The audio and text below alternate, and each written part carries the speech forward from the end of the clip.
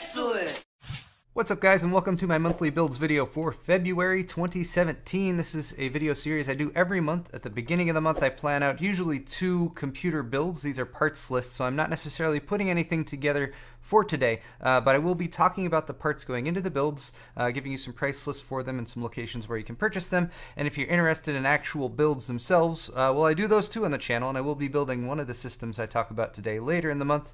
Speaking of, for January, I've actually got the January build right there, and I haven't done the final follow-up video on that with the testing and everything, but that is coming soon. I'm still waiting for the G-Skill RGB memory to arrive for that, but that should be here on Monday or Tuesday, so expect that video next week sometime. In the meantime, again, if you do want to check out some builds, including that build I just did, it was a $2,800 system, although about $700 of that is one of the SSDs. So check that out. The build video came out pretty nice. Got some time lapse and all that good stuff. Of course, there's fan interaction for this video as well, so I do want to hear back from you guys. So I asked you last month what you wanted to see for February, and the overwhelming answer was give us a damn Zen build already, which unfortunately I can't do, but I do hear you guys. 42% of you want that, and I do have more information coming on that. Second place winner, though, was the entry-level X99 build, actually a follow-up to that one, too, because I did an entry-level X99 build back in 2015. But here's some AMD news, just to tease you guys a little bit more. Lisa Su, their CEO, actually talked at a briefings call, and she actually said that Ryzen will be launching early March. So hopefully within the first week or two of March. Again, we're still not totally sure. So for that, what PC builds do you want to see in March? And I have a wide variety of options here. Everyone go vote on that. It is linked in the description down below. I also asked a question back in December, which was which underrepresented case manufacturer would you like to see a future build video with? Because I've mainly been working with Corsair, Fractal, and NZXT for kind of in the last few months of 2015. So Fantex was one of the answers, and for that reason I built a Fantex-based system last month. Lian Li was second up, actually Cooler Master, really close within a vote or two of them. So for that reason, again, I'm going to be doing a Lian Li case-based system. But that's for the second system I'll be talking about today. First system is going to be the entry-level X99 build. And this is actually the entry-level X99 build that I did all the way back in 2015, August of 2015. And gosh, look at it here. Only $881 now. But bear in mind that's because two very important products here aren't available anymore. The X99 SLI has a new version, and the R9 390X. So those aren't being included. If you added the prices of those, it would still be in the $1,200-$1,300-ish range. But I am happy to say that for this entry-level X99 build, I was able to get the price down. So $1,177, and again, this one that I did back in August 2015 was about $1,500, as it says here up at the top, at least with the current prices at the time. Biggest question I had for this system was which CPU to use, because if you're going X99, using X99 chipset motherboards, LGA 2011-3 is the socket, so that needs to be compatible. And there's 2 series of CPUs that Intel has released. They have the original Haswell E CPUs, and then they have Broadwell E that they launched more recently. So I actually wasn't sure whether to use the lowest end Broadwell E chip, which is the 6800K, or of course the 5820K, which came out a little bit further back. But I actually went and asked you guys on Twitter, and although there was, again, many opinions on both sides of it, the winner here was 6800K for $420. So that's what I used. Although you can get a 5820K for $370, so if you do want to shave some money off, you can do that. Also, if you're just looking at CPUs that are compatible here, you will also find a bunch of Xeons, and I felt like I needed to point this out. If you really want to get in on X99, LGA 2011-3, for as cheap as possible, you can get a Xeon. And you can actually get 6-core and even 8-core Xeons for down below $300. However, all of these Xeons are pretty seriously hamstrung when it comes to their frequencies. So I was like, oh wow, you can get an 8-core Xeon for $300, but it's 1.7 gigahertz. So if you do need the cores and the threads, a Xeon is very viable option in this range. But my thought was the 5820K and the 6800K run at just faster clock speeds out of the box, and they're unlocked for overclocking. And if you're building a system like this, I really feel like you should overclock it.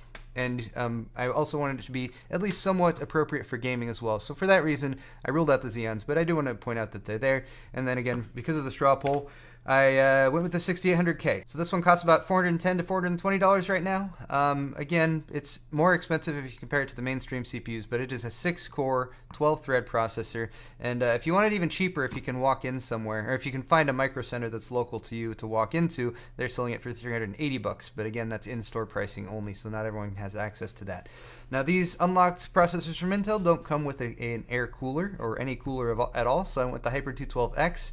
Again, this is entry level, so I stuck with budget, and I'm really not paying too much attention to aesthetics with this build. But for $45 here, you get the Hyper 212X, which is already a very well-known good cooler with direct copper heat pipe contact, but you also get an extra fan, and Cooler Master actually ships some pretty nice fans with the Hyper 212X, and these aren't the ones with the LEDs or the clear look on them either. So I thought for $45 that would do a really good job. For motherboard, there's lots of X99 motherboard options around the $200 range, and I was looking at some of those, but then I decided to go with the ASRock X99 Extreme 4, mainly because you can get it for $160. Even $140 if you include a $20 mail-in rebate, and overall not a bad board. I mean, you have pretty decent cooling and power delivery for overclocking. It's got pretty much the feature set you'd want, including Ultra M.2, tons of SATA connectivity, 8 DIMM slots, so you're going to get the job done here. I don't really like the blue. You know, if I'm being honest, the blue doesn't really match too much with anything. But again, I'm not caring about aesthetics with this build. I'm caring mostly about price and performance. For memory, I have a 16 gig kit because you do want to take advantage of quad channel. You do still have 4 additional DIMM slots open, so you could expand this in the future. Memory prices have gone up, unfortunately, so a 4x4 gig kit is costing about $95 right now. This is a DDR4 2400 memory kit from G.Skill, and again, it's not going to match all that great or anything, but it's going to work just fine. I also want to point out that one of the advantages of going with the 6800K instead of the 5820K is that you do have support for 128 gigs of memory, which the 5820K does not, so that's kind of nice. For storage, I went with my kind of standard baseline configuration, which what I find is acceptable for storage, which is going to be a SSD first for your operating system and main programs, and I find that a 240 or 256 gig SSD will give you a little bit more space without being too crazy expensive, and then also an additional hard drive to provide mass storage, since 240 gig SSD is going to fill up pretty quick. You can still get the SanDisk SSD Plus, not the fastest SATA SSD, but still quite fast, and will give you the SSD responsiveness that you need for $70, and that's still a pretty good price. SSD prices and memory prices have been going up recently, so that kind of sucks. And then a 2TB Hitachi Death Star hard drive. This one is kind of a standby, available for about $55 to $60 on Amazon. That'll get you some storage, and of course, if you already have an old hard drive, 1 or 2 terabyte or 4 terabyte hard drive lying around, just use that, and that'll save you some money. Here's probably another controversial decision for this build. I went with an RX 480, and I like it because it's an 8 gig card. So if you are doing stuff like OpenCL that you can do GPU acceleration with, you get 8 gigs of memory with this card. It's much more reasonably priced than some of the higher end stuff like a GTX 1070 or even like an R9 Fury or something like that. Those tend to be at least $70-80 more expensive than this. This is an aftermarket cooler done by Power Color. It has good ratings across the board. So you get an 8 gig RX 480 with an aftermarket cooler, and if you include the rebate card, you can actually get it for $200 at Newegg right now. So that's the same price you'd pay for a 4 gig RX 480, and it's a very good card. And the other thing I'll point out is if you don't like that GPU configuration, a GPU is such an easy thing to upgrade and swap out in the future that'll be easy to do. For a case, I had also many options. I went with the Cooler Master N400. This is an ATX case. Very standard. You can get it for about $50 to $60, and it's got lots of ventilation. This was my main thing because they are putting some higher end hardware in here. It's got a full mesh front with fan intakes there. It's got a fan intake on the side. You can apply directly to your graphics card if you need some more cooling there. It's got exhaust at the top as well as a rear fan, and then overall it's a pretty well built case. So yeah, it's going to fit all the hardware in there. It's not going to be the crazy fanciest case you've ever seen, but it'll get the job done. And then again, having plenty of options for ventilation, I thought was very important. Finally, we need power, and for that I went with the Seasonic S12 II. Again, this is a price to performance sort of option here. Seasonic is a very solid power supply brand. This power supply has a 5-year warranty and very good ratings for quite some time. It's only $50. You can get $5 more off if you want.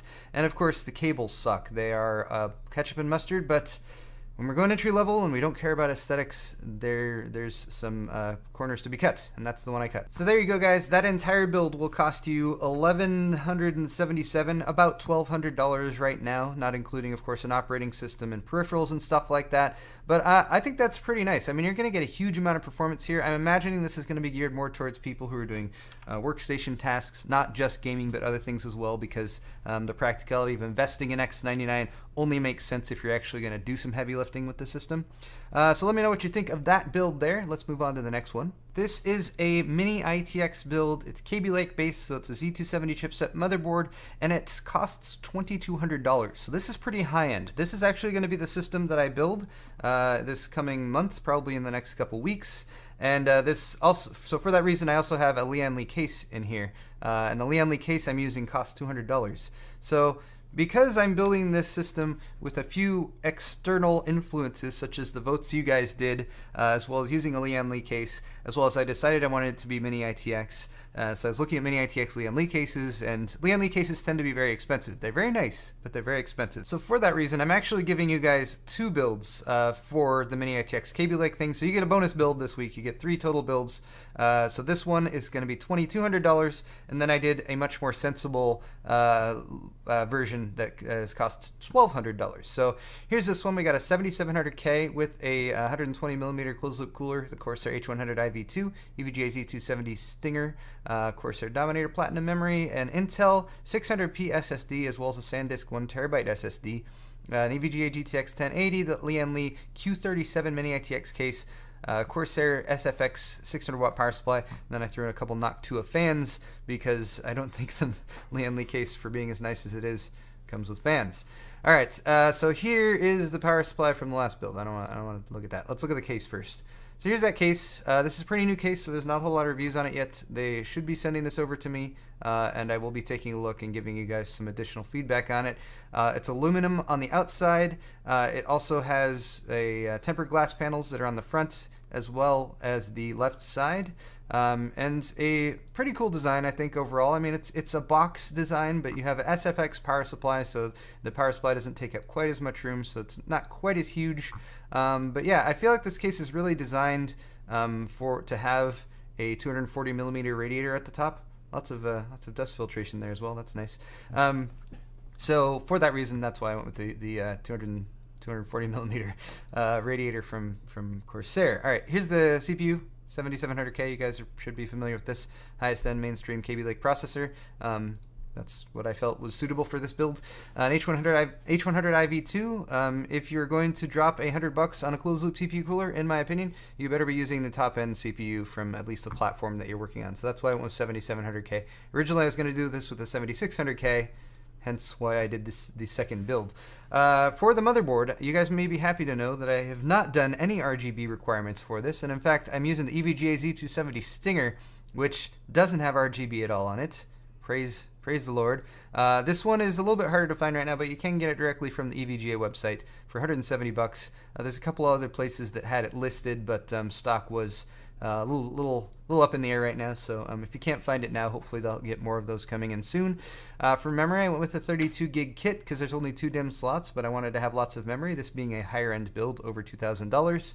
Corsair Dominator Platinum is kind of black and silver, which is the color scheme that I think is going with for this build. It has white LEDs, no RGB, just white. And it's very fast memory. For an SSD, I have the 600p. This is an NVMe SSD from Intel. It's definitely not nearly as fast as the higher end NVMe SSDs, but it is much less expensive. So for this one, you can get a 512 for $175, which may or may not be worth the cost. Again, if you don't want to spend that much on storage, check out my other builds where I have a more sensible configuration.